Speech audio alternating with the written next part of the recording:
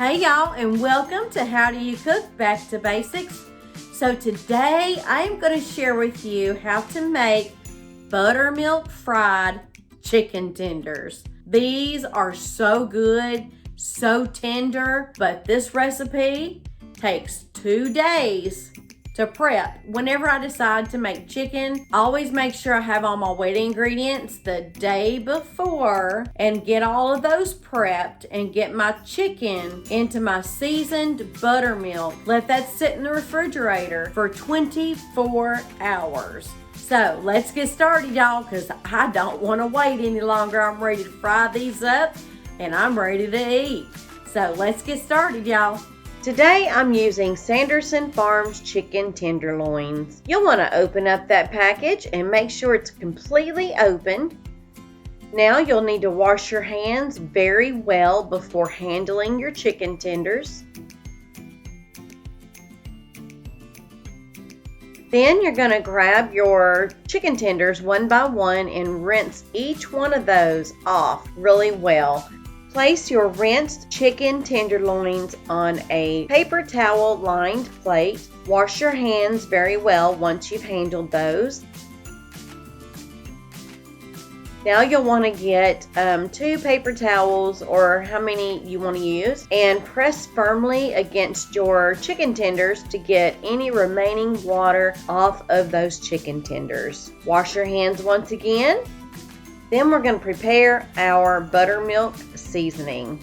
You'll need 2 cups of whole buttermilk,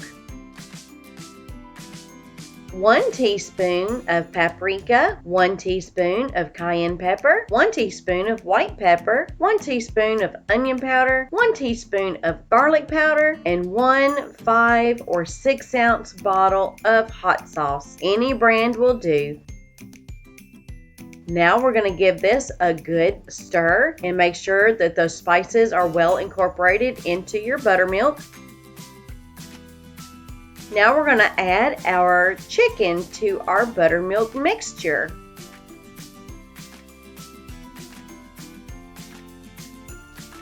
So now we're going to stir up these chicken tenders and make sure each and every one of them are covered in buttermilk. Cover, then place in the refrigerator. Now that our chicken has been in the refrigerator for 24 hours, we need to go ahead and take that out. This is crucial right here, y'all. You need to take your chicken out of the refrigerator about an hour before you decide to fry it. So you want to get your chicken to room temperature as close as you can. So I'm going to go ahead and get my chicken out and let that be sitting while I'm getting my dredge ready. So we'll be back in a minute, y'all. You'll want to start off with 2½ cups of all-purpose flour. 2nd cup, there's my half. We have 1 tablespoon of paprika, 1½ teaspoons of salt, 1 teaspoon of onion powder, 1 teaspoon of cayenne pepper, 1 teaspoon of garlic powder, 1 teaspoon of black pepper. And we cannot forget one of the most important parts when frying chicken to make it nice and crispy. We're going to place 3 teaspoons of baking powder in here.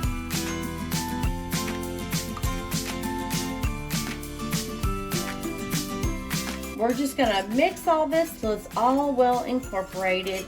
You can actually make this the day before when you're making your wet ingredients if you want, so you don't have to get this ready the day you're frying. If you don't want to, you could just whip it up and put it in the refrigerator the night before and you'll have it all ready, and that'll save you some time right there.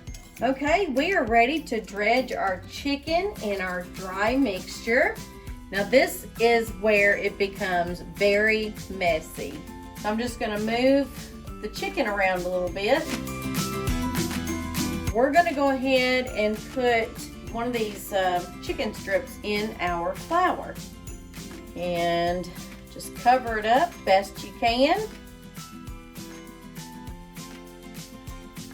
Make sure you work that flour into that chicken. So this is what it looks like right here, y'all.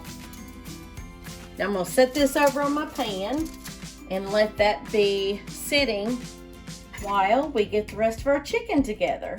Now you'll want to try to get as much of this hot sauce and buttermilk off of your chicken best you can. Now the hot sauce that's in the buttermilk is not hot at all.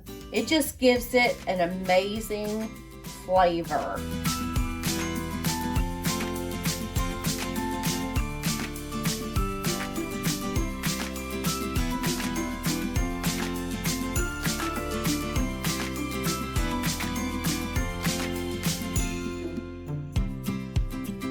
Now this wet mixture right here, you'll want to throw it away.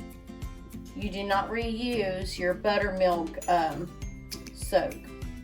You do not save that. That has to be tossed out.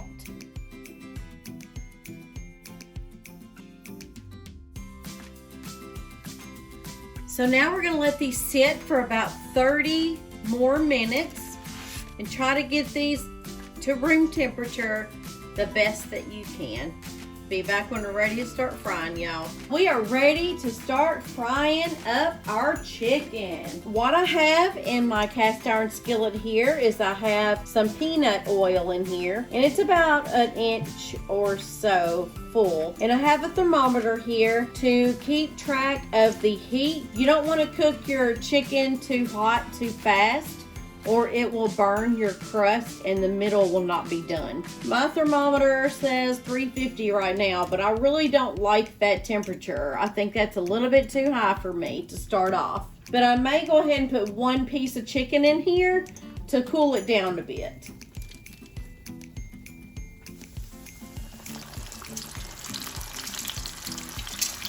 Once you put your chicken in your grease, you need to leave it there for just a little bit until that crust is set so it doesn't pull away from your chicken. Okay, so our temp has come down a little bit.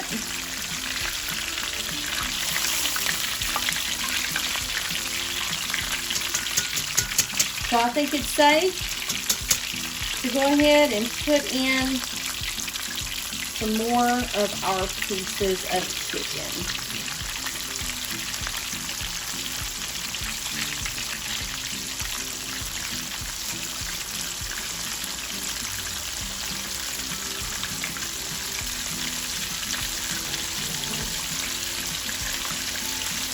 You'll want your oil that you're frying your chicken strips in at least 300 degrees.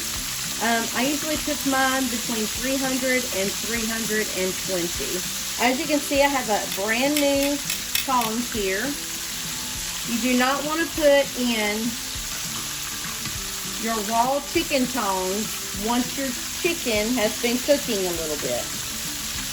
That will be cross-contaminating, and you do not want to cross-contaminate your chicken. Y'all, look at that. Doesn't that look delicious? I'm going to check the temperature here in a minute on this one, because these chicken tenders, y'all, they cook up really, really fast. And you'll want to get yourself a regular size thermometer also. This is the one I have here. You'll want the inner portion of your chicken to be 165 degrees in the fattest part of your chicken tender. Once it reaches that temperature, your chicken is ready to come out of the frying pan. See, I'm going to check this one. This is the fattest part of the chicken. So I'm going to stick that right there. Not quite there yet. I'm going to check this one again, y'all.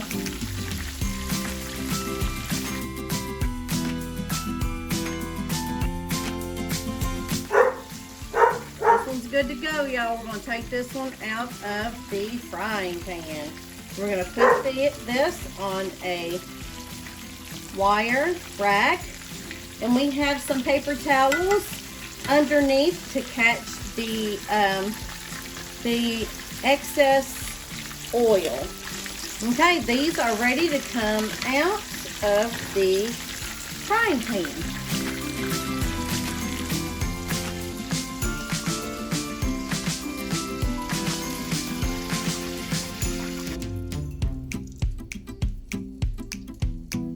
Y'all, it is taste test time, and I cannot wait to sink my teeth into this juicy, tender chicken tender here. Tender chicken tender. Hey, there you go. My mouth's been watering all day waiting on these things. I'm going to give it a try for you all.